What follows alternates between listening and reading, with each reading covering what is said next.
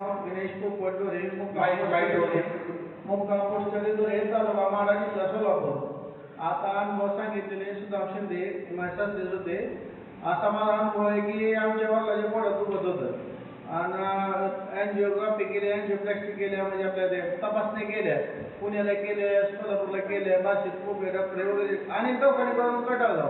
4-5 लाख रुपये जास्त पैसे गेले असतात दवाखान्यामध्ये. मग आता सध्यामध्ये आपण मलकापूरला जाऊ, तिथं असं जरा थोडा अनुभव आहे. मग अनुभवाला घेऊन आलो इथे.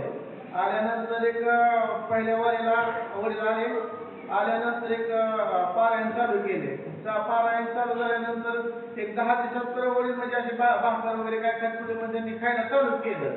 आणि चालू केले की दुसऱ्या वारीला आले की आपोआप समजत म्हणजे दुखायचं बंद झालं, सगळं काय नाही, आता क्लिअर खट आहेत. 7 वाऱ्या पूर्ण झाल्या, आता कुठलाही काही त्रास वगैरे काहीच नाही, असा अनुभव आहे माझा. टाळ्यांच्या गजरामध्ये स्वागत करूया.